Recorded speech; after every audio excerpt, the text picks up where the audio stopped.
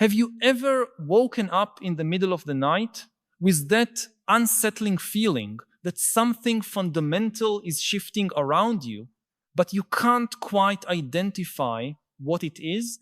It's as if you're on a train that has begun to change direction so subtly that only your body notices, while your conscious mind has yet to register the turn. This is precisely the situation we find ourselves in today as a species. We are living not merely through another era of change, but through a change of era so profound that our minds, shaped by millennia of evolution to detect immediate and tangible threats, can barely comprehend its magnitude. What is happening now is not just another chapter in human history, but potentially the beginning of an entirely new story, one in which the very meaning of being human is being redefined before our eyes.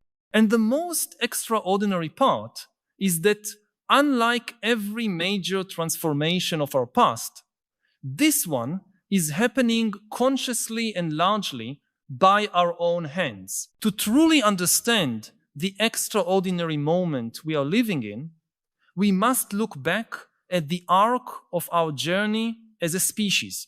For hundreds of thousands of years, Homo sapiens lived in a world where change was extremely slow. A hunter-gatherer who lived 70,000 years ago would have had skills and knowledge very similar to those of his ancestors 100,000 years earlier.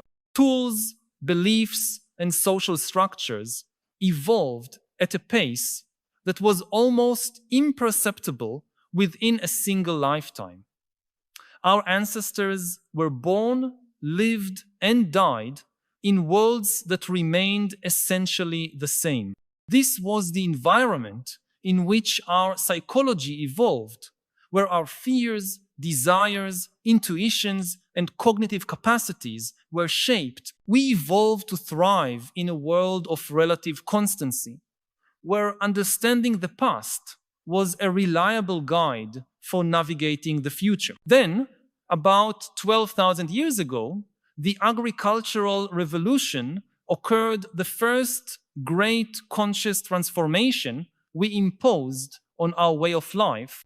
We stopped being nomads, following the natural flow of the seasons and the movements of animals, and we began to settle in one place, actively manipulating our surroundings. We started to domesticate plants and animals to create food surpluses, to build cities, and thus increasingly complex and hierarchical societies. This transformation profoundly altered not only how we lived materially, but also how we organized ourselves socially and how we conceived our relationship with the natural world and with time itself. Yet even after the agricultural revolution, the life of an ordinary peasant in 1700 would not have been radically different from that of a peasant in 500 BCE. The basic technologies for plowing the land, building shelters, treating illnesses, and educating children remained remarkably stable for millennia. The next great acceleration came with the Industrial Revolution, which began in the 18th century and intensified in the 19th. For the first time, the pace of technological and social change became noticeable within an individual's lifetime. Someone born in 1760 could, in old age, see steam locomotives crossing landscapes that in childhood were traveled only by horses and wagons. Mass production, rapid urbanization, new forms of energy, all of this radically transformed the social fabric and humanity's relationship with time and space. Yet, even with all these changes, the foundations of what it meant to be human remained relatively stable. We still were born, grew, learned, worked, formed families, aged, and died in recognizable cycles, even if the settings of those cycles were changing rapidly. Now, we stand at the threshold of a transformation qualitatively different from anything we have ever experienced. We are not merely changing our external environment or our technologies, we are beginning to intervene directly in the fundamental processes that define what we are as a species. The convergence of revolutions in biotechnology, nanotechnology, computer science, and especially artificial intelligence is creating possibilities that would have seemed like pure science fiction just a generation ago. We are gaining the power to redesign our bodies, extend our cognitive abilities, create intelligent non-human entities, and potentially transcend many of the biological limitations that have always defined the human condition. Think of genetic editing through CRISPR technology, which already allows us to modify human DNA with unprecedented precision. In a few years, we may not only eliminate devastating genetic diseases, but also potentially select and enhance desirable traits in our children. Think of brain-machine interfaces being developed technologies that will allow increasingly deep integration between our minds and external devices, radically expanding our cognitive capacities.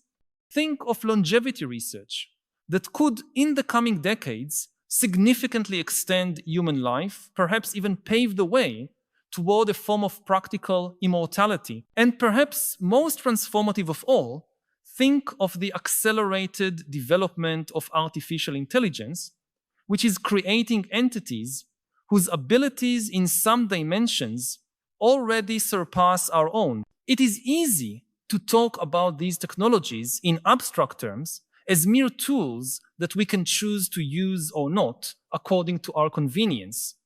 But that is a profoundly inadequate understanding of what is truly happening. These are not just new tools, but transformational technologies with the potential to fundamentally redefine what it means to be human.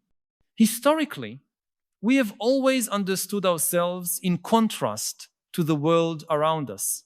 We were the only beings capable of complex symbolic language, long-term planning, artistic creation, ethical reflection, and advanced engineering. Our identity as a species was intimately tied to these unique capacities.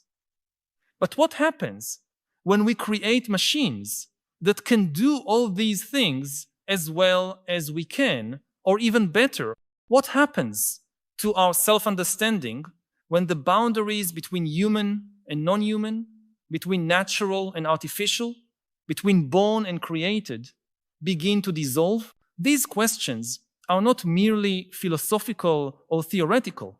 They have deeply practical implications for how we will organize our societies in the coming decades. Consider the impact of automation and artificial intelligence on human labor. For millennia, work has been central not only to our material survival, but also to our identity, our sense of purpose, our social standing. Now we face the prospect of a world where an increasing share of traditional labor can be performed more efficiently by machines. Some foresee a utopian future of abundance and leisure where humans are freed from the need to work for subsistence and can dedicate themselves to higher pursuits of personal growth and creative expression. Others fear a dystopian future of extreme inequality, where those who control new technologies accumulate unprecedented wealth and power, while the majority become economically redundant, dependent on some form of universal basic income to survive. Whichever scenario materializes, it is clear we will need to fundamentally rethink our economic and social structures. The systems we developed over the past centuries, from industrial capitalism to the welfare state, were designed for a world in which human labor was the primary factor of production. What happens when that is no longer the case? How do we distribute the fruits of an increasingly automated economy? How do we find meaning and purpose in a world where traditional work is no longer available to many? These are questions that demand not just incremental policy adjustments, but potentially a complete reinvention of how we structure our societies or consider the implications of advanced biotechnology. As we gain greater control over our bodies and genomes, we will face profoundly challenging choices. Who will have access to human enhancement technologies? Will only the wealthy be able to afford to genetically improve their children, creating a new form of biological inequality that perpetuates itself across generations? Or will we find ways to democratize these technologies, making them accessible to all? And how do we collectively decide which types of modifications are acceptable? Where do we draw the line between curing diseases and enhancing normal capabilities? Who has the right to make these transformative decisions on behalf of future generations? I need to pause for a moment and ask you directly, which aspect of this technological future we are discussing most awakens your fear or apprehension? Do you lie awake at night thinking about it too? I know that many of us keep these worries to ourselves, perhaps afraid of seeming paranoid or technophobic in a world that celebrates every new innovation without question. But your concerns are valid and likely shared by far more people than you might imagine. Share in the comments, my greatest fear about our technological future is your voice can help create a space where we can honestly discuss these collective fears instead of suppressing them. And perhaps by naming these fears together, we can begin to imagine ways to face them. And perhaps the deepest revolution of all is that of artificial intelligence. For the first time in history, we are creating entities that could, in principle, surpass our cognitive capacities in virtually every domain. The development of general artificial intelligence systems that can learn and perform any intellectual task a human can represents an unprecedented turning point. Historically, humanity's privileged position in the world was anchored in our superior intelligence. We were the only beings capable of creating sophisticated tools, developing science and technology, and philosophically reflecting on our own existence. But what happens when we are no longer the most intelligent beings on the planet? What happens to our self-understanding when confronted with entities that can think faster, deeper, and with more information than we ever could? This is not a merely theoretical question. In recent years, we have witnessed remarkable advances in artificial intelligence. AI systems have already surpassed humans in complex strategy games like chess and Go, are learning to drive vehicles, diagnose diseases, create art and music, and write increasingly sophisticated texts. We are only at the beginning of this trajectory, and the pace of progress is accelerating. If we continue along this path, it is plausible that in the coming decades, we will develop artificial intelligence systems that are genuinely autonomous and self-aware, capable not only of performing specific tasks, but of setting their own goals and reflecting on their own existence. This places us before profound existential questions. What will the relationship between humans and advanced artificial intelligences be? Will we be partners, competitors, creators, and creations, or something entirely new? What rights and moral considerations should we extend to self-aware artificial entities. How do we ensure that advanced AI systems remain aligned with fundamental human values, especially if they become capable of redesigning and improving themselves in an accelerated evolutionary process that could quickly surpass our understanding? And perhaps most unsettling, what happens to the role of humans in a world where we are no longer the only or even the primary intelligent agents? Throughout our entire history, we have built our civilizations, cultures, power structures, and self-understanding on the premise that we were the only beings capable of abstract thought, long-term planning, aesthetic creation, and moral deliberation. What happens when that premise is no longer valid? These questions may seem distant or speculative, but the speed of technological advances suggests that we may have to face them much sooner than most of us imagine. The development of artificial intelligence is not following a linear progression, but an exponential one. What seemed like distant science fiction just a decade ago is rapidly becoming reality. And once we create genuinely autonomous AI systems capable of continuously improving themselves, the pace of change may accelerate even further, leading to transformations that are literally unpredictable to our limited human minds. This is a crucial point we must understand. We are entering uncharted territory, not only in practical terms, but in cognitive terms. Our minds evolved to deal with a specific set of challenges in relatively simple and stable environments. We struggle to truly grasp exponential processes, to visualize the long-term implications of transformational technologies, to imagine ways of being that are radically different from our human experience.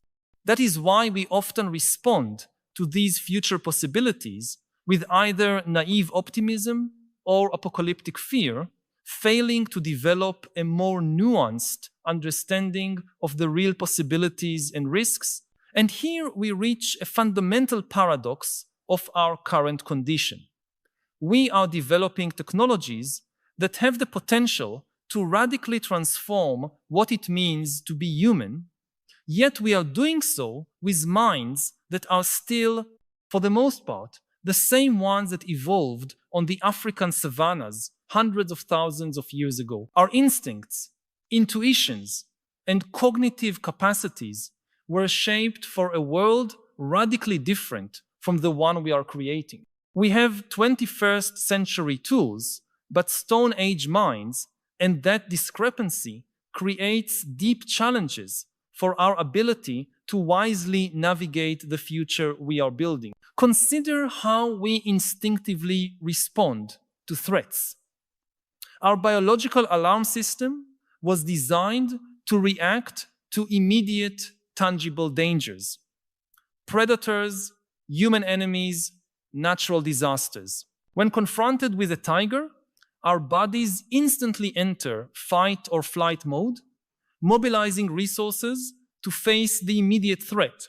This system worked beautifully for the environment in which we evolved, but it is poorly suited for the kinds of existential threats we now face.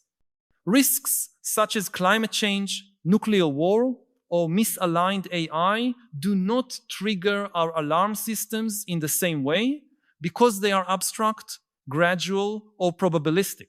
As a result, we tend not to react with appropriate urgency, even when these threats pose far greater risks to our well-being and survival than any tiger ever did. Or consider how we form our identities. Evolutionarily, we defined ourselves primarily through our tribes, the small groups of 50 to 150 people with whom we interacted directly. Our moral psychology, our instincts for cooperation, our need for belonging, all were shaped by this original tribal context. Even as we build much larger societies, we tend to recreate tribal structures, dividing the world into us and them, projecting loyalty onto nations, religions, ideologies, or other markers of group identity. But the technologies we are now developing create challenges that are fundamentally global, that transcend all tribal and national boundaries. Our tribal psychology may be a critical obstacle to the global cooperation required to wisely navigate the risks and opportunities of transformational technologies. This is, perhaps, the most fundamental challenge we face: how to transcend the limitations of our evolved minds in order to wisely deal with technologies that have the potential to transform or even transcend our humanity. How do we develop the wisdom required to navigate a future that may be so different from the past that our traditional intuitions and heuristics become not only useless, but potentially dangerous? I have no simple answers to these questions, and I suspect no one does. We are collectively sailing in uncharted waters, and there are no reliable maps to guide us. But that does not mean we are completely disoriented. We can identify some promising directions, some lights that can help illuminate our path forward. First, we need to cultivate a deeper awareness of the limitations of our minds. Research in cognitive psychology, behavioral economics, and neuroscience over the past few decades has extensively mapped the biases and heuristics that shape our thinking, often in ways we do not consciously perceive. Understanding these cognitive patterns is not just an academic exercise, it is a practical tool for making better decisions.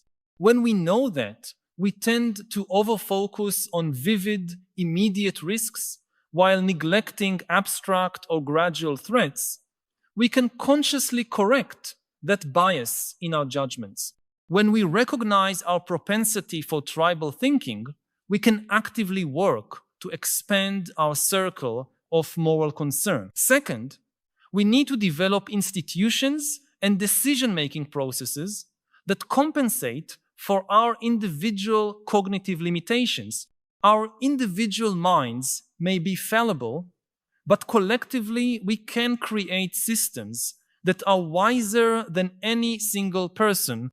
This requires not only robust democratic institutions, but new forms of governance capable of effectively addressing global and long-term challenges. We need mechanisms that give voice to the interests of future generations, that facilitate global cooperation on existential issues, that integrate diverse perspectives into our decision-making processes. Third, and perhaps most importantly, we need to cultivate a new understanding of what it means to be human in this era of accelerated technological transformation. Throughout history, our sense of identity and purpose has been shaped by the limitations of our biological condition. We were finite beings with limited capacities, struggling to survive and thrive in a world often hostile to our existence. Now we face the possibility of transcending many of those limitations. We may potentially live much longer, think much more clearly, experience forms of being that our ancestors could scarcely imagine. But with these possibilities come deep questions. What do we wish to preserve of our current humanity as we embrace these new capabilities? Which values, relationships, and experiences are so fundamental to what we cherish about being human that we want to safeguard them even as we transcend our current biological limits? This last question, I believe, is the most fundamental of all. The technologies we are developing are not neutral. They embody values, priorities, worldviews. The decisions we make about how to develop and implement these technologies will reflect and in turn shape our understanding of what is important, what is valuable, what it means to live a good life. This is not a process that will happen automatically. It requires conscious reflection, open dialogue, deep engagement with the traditions of wisdom that humanity has cultivated over millennia, along with a willingness to radically rethink assumptions that once seemed immutable. One thing is certain: the future is not predetermined. Despite the astonishing pace of technological progress, we still have meaningful choices about how to develop and implement these transformational technologies. We can still collectively shape the world we are creating, but to do so effectively, we must recognize the magnitude of the transformation underway, confront honestly the existential questions it raises, and develop the collective wisdom required to navigate this uncharted territory. I do not claim to have all the answers. No one does. But by clearly naming the challenges we face, by consciously reflecting on the values we wish to preserve and promote as we move through this unknown terrain, we can at least begin to formulate the right questions. And perhaps by doing so together as a global community, engaged in open dialogue about our shared future, we may find a path that allows us to embrace the transformative possibilities of new technologies while preserving what is most precious in our humanity. The future will be what we make of it. And despite all uncertainties, I believe we still have the capacity to create a future that reflects the best of our humanity, that expands our capabilities without sacrificing what makes us truly human. But that will not happen automatically. It requires that we be conscious, intentional, collectively engaged in the task of shaping the technologies that in turn are reshaping us. It requires that we not be merely passive objects of technological change, but active agents in determining its direction and meaning, returning to the feeling we began with that awakening in the middle of the night, accompanied by the faint realization that something fundamental is changing. Now we can name that sensation more clearly. We are living in a moment of historical transition where the very meaning of being human is being redefined. This is not merely another era of change, but a change of era, perhaps the deepest in the history of our species. And although that may seem frightening, it is also an unprecedented opportunity.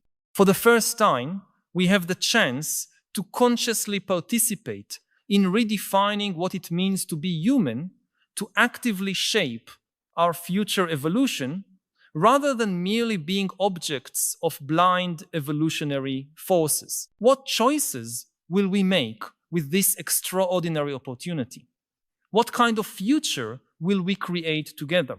These are the questions that define our age, and the answers we find together will determine not only the course of our individual lives, but potentially the future of all conscious life that originated on this small planet. If these reflections have touched something you've been feeling, but perhaps hadn't yet found the words to express, know that you are not alone. By subscribing to the channel, you will connect with a growing community of people who share your concerns and your desire for a deeper understanding of the philosophical challenges of our time. Each week, we gather here to explore together the great questions that define our era and to seek not only understanding, but also wiser ways of living amid the transformations we are witnessing, This is not just a channel, it is a space for dialogue and collective growth. Join us on this ongoing journey. Subscribe so we can continue this essential conversation about how to live with greater wisdom and purpose in a world that often leaves us disoriented and divided. One of the reasons that the order of the world is collapsing is that we have deficit of trust. And it makes us extremely vulnerable to AI. And it also guarantees a very dangerous kind of AI that will try and probably succeed in taking the world from us. You can think about AIs as the children of humanity. When you try to educate children, there are the things you say to them, and there are the things they observe you actually do. And your behavior has far more influence on their education than what you tell them to do. So if we kind of tell our AIs, don't be power hungry, don't be untrustworthy, don't cheat, don't lie, don't manipulate, and then the AI observes us constantly manipulating and cheating and grabbing power, the AI will learn from how we behave. If the AI tycoon himself, or in rare cases herself, behaves in an untrustworthy way, he himself believes that all the world is just a power struggle, there is no way that he can produce a trustworthy AI. The good news is that this entire worldview is not just cynical and dangerous, it's also a mistake. It's not true that the only reality is power and that all human interactions are power struggles. Yes, power is an important part of the world. Yes, some human interactions or some part of human interactions, they are power struggles. And yes, some institutions or all institutions, they have problem with corruption, they have problem with people manipulating, but this is not the whole of reality. There are other aspects to human beings. Human beings, I think, are all of them, except if there are some extreme psychopath. They are genuinely interested in love, in compassion, in truth. This is not some cynical maneuver to gain power. What I would tell people who believe in the cynical, power-hungry worldview is just observe yourself. Is this the way you think about yourself? Do you think that you yourself don't care at all about the truth and you just want power? Probably not. You probably think you're different. If you have a better view of yourself, why aren't you charitable enough to acknowledge that other people, just like you, might also be really interested in knowing the truth or in having loving relationships with other beings? This is where we can start to build a more trustworthy philosophy, which is the only stable foundation for a good society and also for benevolent AIs. So you are a military, you studied the military history of the Middle East. Did you ever expect to now be the foremost expert on all things AI and whether we are doomed as humanity? I'm not the foremost expert, but I didn't expect to be talking about AI with such an audience. As you said, I was originally a specialist in medieval military history, and but the Middle Ages are coming back in many ways. Okay. Okay, we're going to get into that. And then feel free to get into that as I ask you this first question. You call artificial intelligence, or alien intelligence as you refer to it throughout your writing, the rise of a new species that could replace Homo sapiens. Yeah. Sapiens, your prior book. What does it mean to be human right now? To be aware that for the first time we have real competition on the planet. That we have been the most intelligent species by far for tens of thousands of years, and this is how we got from being an insignificant ape in a corner of Africa to being the absolute rulers of the planet and of the ecosystem. And now we are creating something that could compete with us in the very near future. The most important thing to know about AI is that it is not a tool like all previous human inventions. It is an agent. An agent in the sense that it can make decisions independently of us. it can invent new ideas, it can learn and change by itself. All previous human inventions, whether a printing press or the atom bomb, they are tools that empower us. They needed us. They need us because a printing press cannot write books by itself, and it cannot decide which books to print.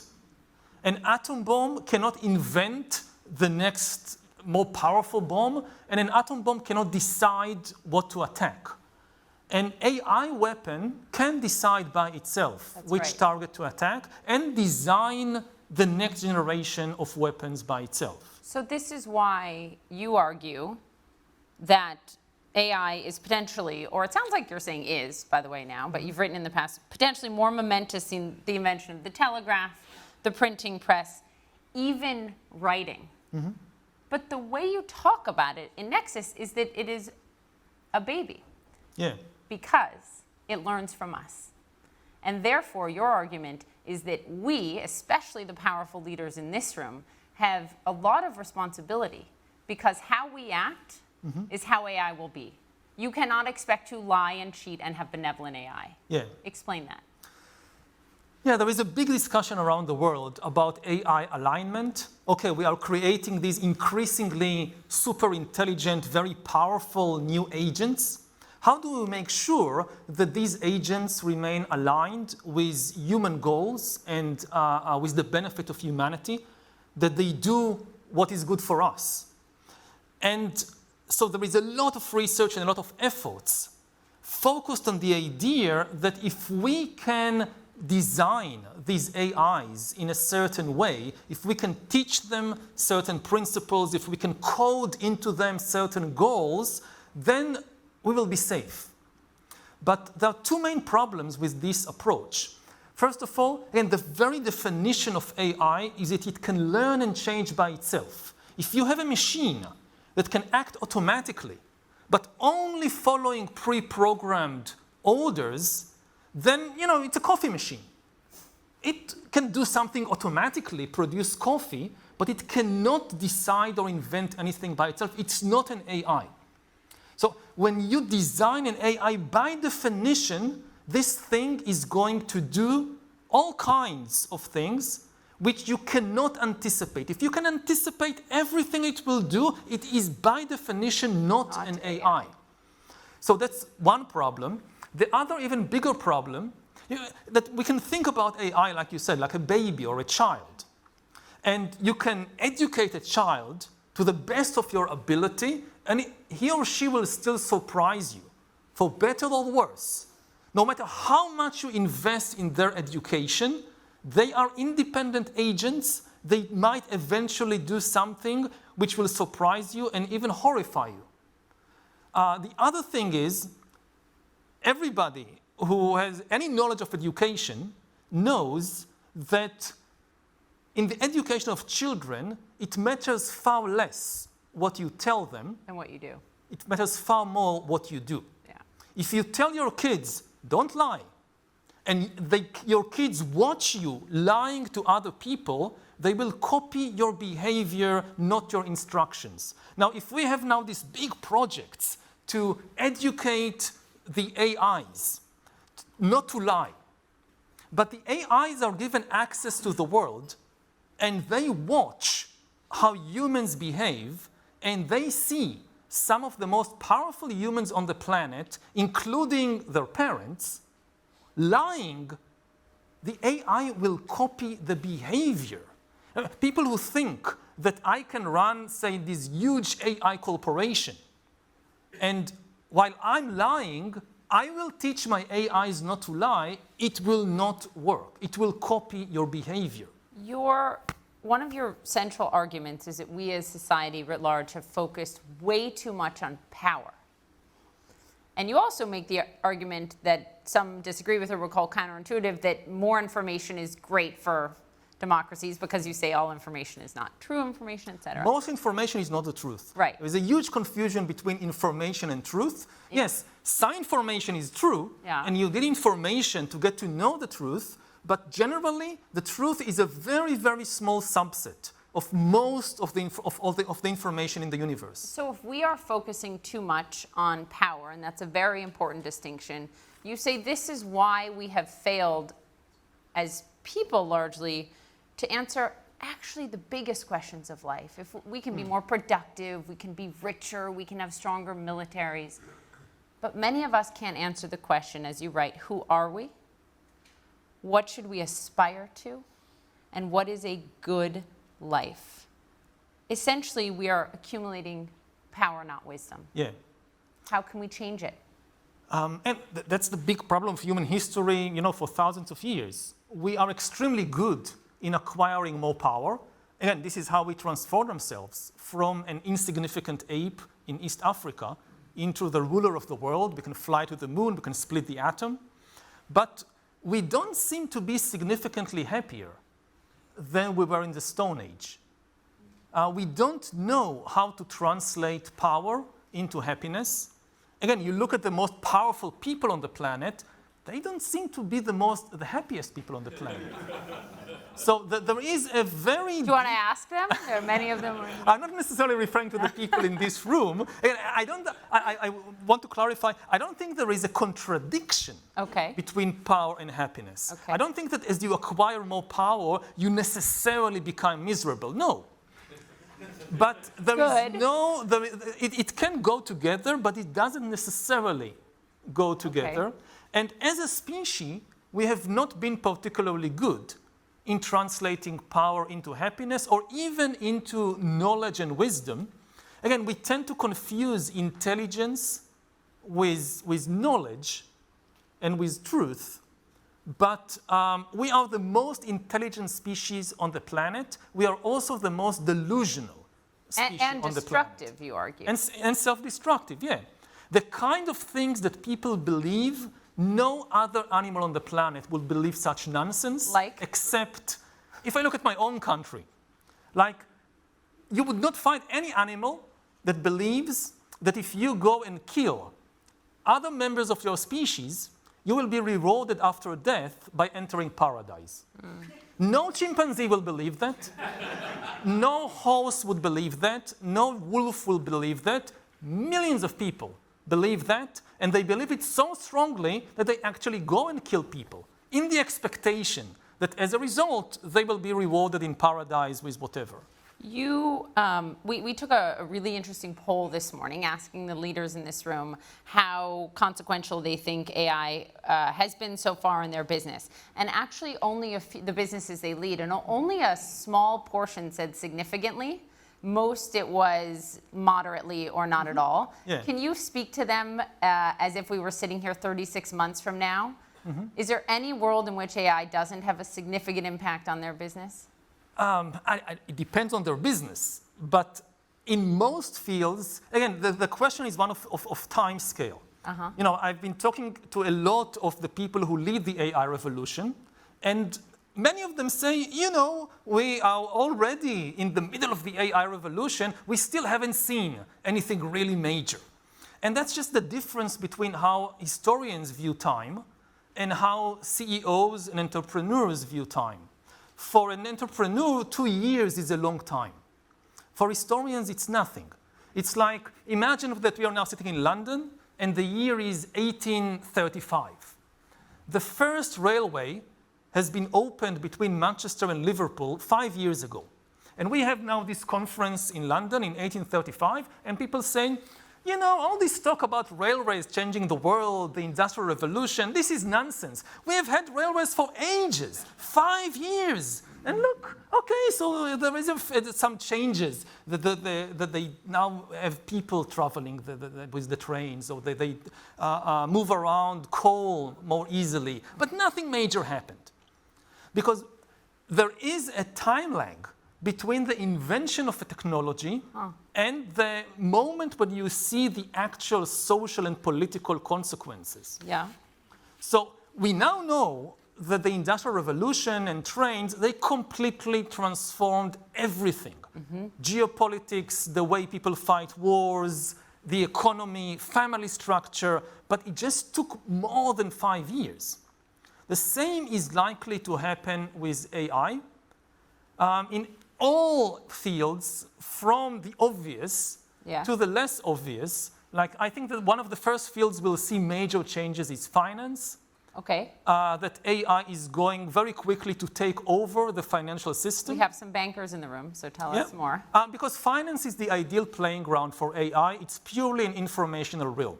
If you want to have an AI self-driving vehicle on the road, which has been promised again and again, and we are still not there, the problem... Waymo. Waymo. Yeah, but you go around London, you don't see these tens of thousands of self-driving vehicles yet. I just passed my first driving lesson Congratulations. here in the UK, and you still need to learn how to drive. Okay.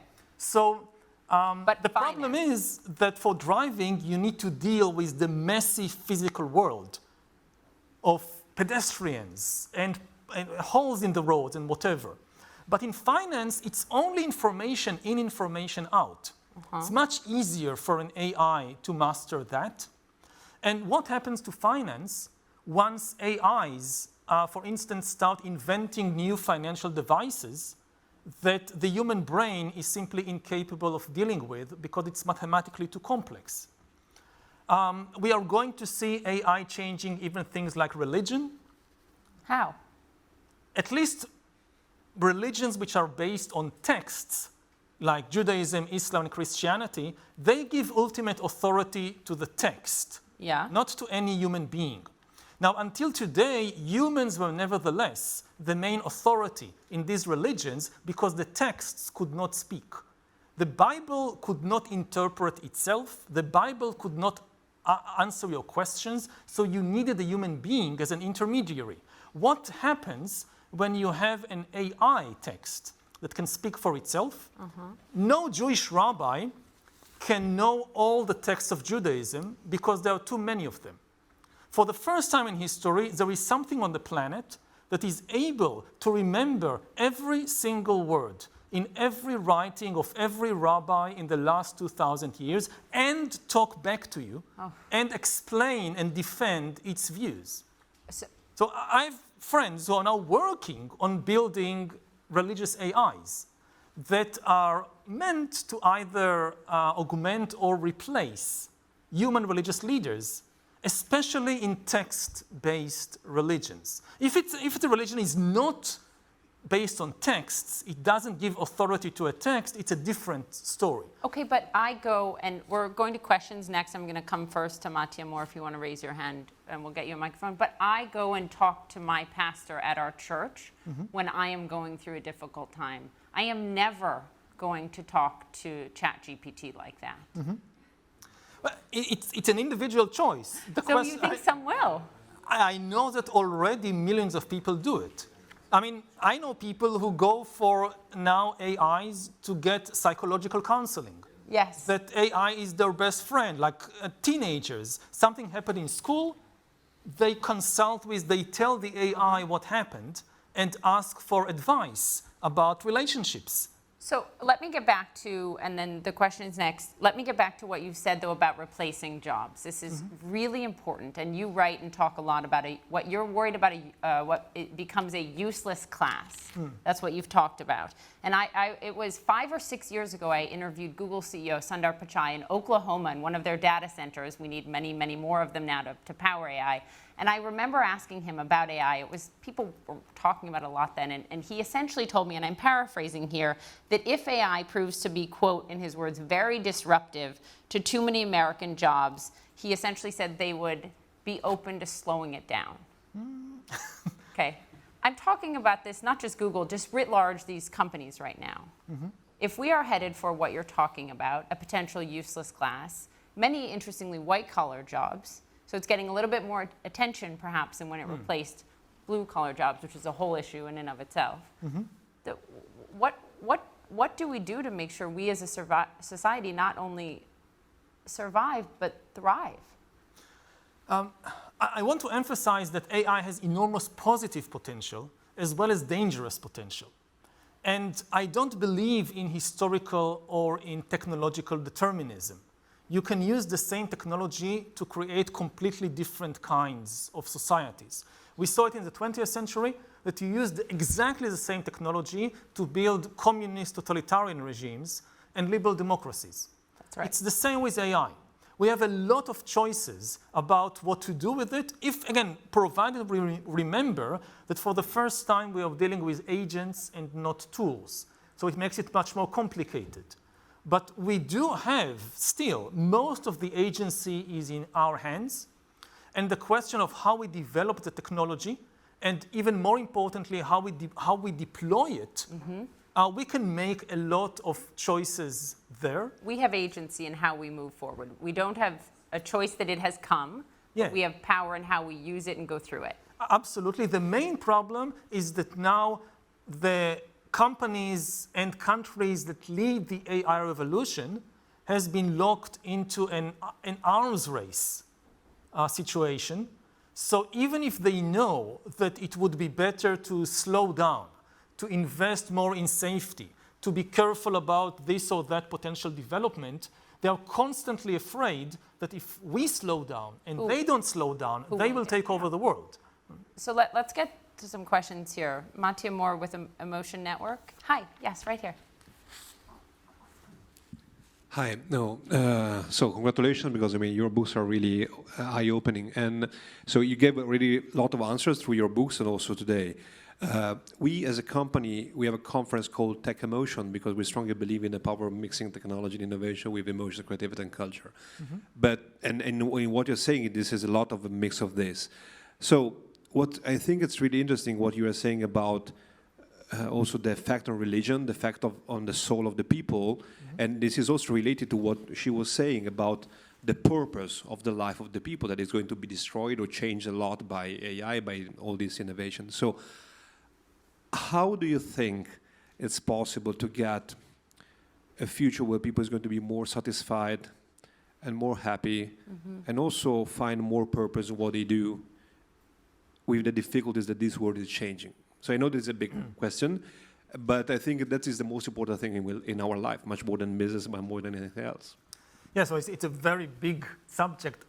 The most important thing, I only have time to talk about one thing, so the most important thing is that we need to solve our own human problems instead of relying on the AI to do it for us. And the key problem is the problem of trust and cooperation. At the present moment, trust is collapsing all over the world, both between countries and within societies. And the hope that, okay, humans can no longer trust each other, so the international system and the trade system and everything is collapsing, but the AI will save us, no, it will not. In a world in which humans compete with each other ferociously and cannot trust each other, the AI produced by such a world will be a ferocious, competitive, untrustworthy AI. It's not possible for humans, as they engaged in this ferocious competition, to create benevolent, trustworthy AI. It will just not happen. So if you think about it, it's just a question of priority. We have now this big human trust problem, and we have the issue, how do we develop AI? Too many people think, okay, let's first solve the how do we develop AI problem, and then this will solve the human trust problem. It will not work. We need to get our priorities the other way. First solve the human trust problem, then together we can create benevolent AI. Of course, this is not what is happening right now in the world. Do we have one more? Yes, right here. Thanks very much, Yuval. Quick question from me. So, in human history, there's been organizing principles, and you write about that so much in your books. And there's been, in some senses, at least geographically, monolithic organizing principles, like religion and the church was one of those. But when we talk about AI, we're not talking about something that is monolithic, right? There is no the AI. This is really effectively going to be multiple plethoras of AIs manifesting themselves. Absolutely. And in that context, when you describe AI replacing religion in some sense, I think the real question for me is, when you have no single organizing principle, there is no the AI that gets developed with any kind of intent, whether that intent is benevolent or otherwise, and there's all of these competing AIs that are effectively evolving fast, what does that world look like? That's a very, very important point. I mean, the AI will not be one big AI. We are talking about potentially millions or billions of new AI agents with different characteristics, again, produced by different companies, different countries, everywhere. In the military, in the financial system, in the religious system. So you'll have a lot of religious AIs competing with each other. Which AI will be the authoritative AI rabbi for which currents of Judaism? And the same in Islam, and the same in Hinduism, and in Buddhism, and so forth. So you will have competition there. And in the financial system. And we just have no idea what the outcome will be. We have thousands of years of experience with human societies. What happens when millions of humans compete for economic power, for religious authority? It's very complex, but we at least have some experience in how these things develop. We have zero experience in what happens in AI societies when millions of AIs compete with each other. We just don't know. Now, this is not something you can simulate in the AI labs. If OpenAI, for instance, wants to check the safety or the potential outcome of its latest AI model, it cannot simulate history in a laboratory. It can check for all kinds of failures in the system, but it cannot tell in advance what happens when you have millions of copies of these AIs in the big world outside, developing in unanticipated ways, interacting with each other and with billions of human beings. So it's in a way, it's the biggest social experiment in human history. We are all part of it, and nobody has any idea how it will develop.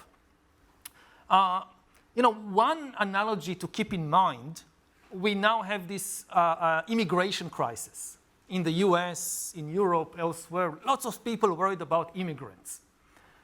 Why are people worried about immigrants? There are three main things that come to people's mind. They will take our jobs. They come with different cultural ideas. They will change our culture. They may have political agendas. They might try to take over the country politically.